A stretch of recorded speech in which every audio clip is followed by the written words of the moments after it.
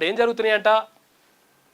దింపుడు గల్లం ప్రయత్నాలు 42%పై రేవంత్వి అవే తిరకాసు పనులు.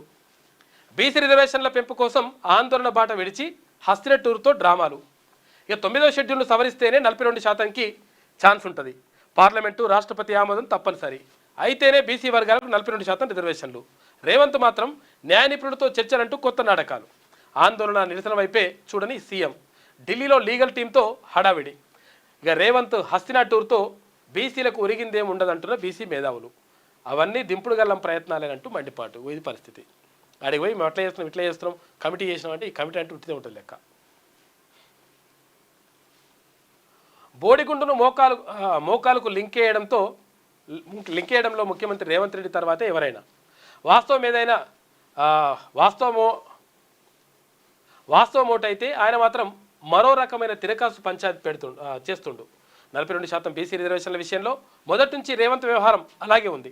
సహజంగానే రెడ్ల వాసనలు గట్టిగా ఉన్న ఆయనకు బీసీ రిజర్వేషన్ల పెంపు విషయంలో మొదటి నుంచి చిత్తశుద్ధి లేదు. కులగణన నుంచి తాజాగా సోమవారం రేవంత్ రెడ్డి హస్తినలో చేస్తున్న డ్రామానే ఇందుకు నిదర్శనం.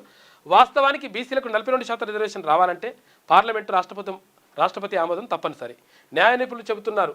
అయితే తమిళనాడు 69% రిజర్వేషన్లు సమయంలో ఇదే విధానాలు పాటించడం జరిగింది అని చెప్పేసి అంటున్నారు. కానీ అంతా ఉట్టిదే లెక్క. అసలు ఏం చేస్తారో మరి తెలియదు. ఇక లేటెస్ట్ న్యూస్ తెలుగు మరియు ఇంగ్లీష్ అప్డేట్స్ కోసం ఇప్పుడే క్యూన్యూస్ అఫీషియల్ యాప్ని ప్లే స్టోర్ నుండి డౌన్లోడ్ చేసుకోండి. సరికొత్త సమాచారాల కోసం క్యూన్యూస్ వెబ్సైట్ని ఫాలో అవ్వండి. ఛానల్లో ప్రాంతీయ, జాతీయ, అంతర్జాతీయ వార్తలు వీక్షించండి.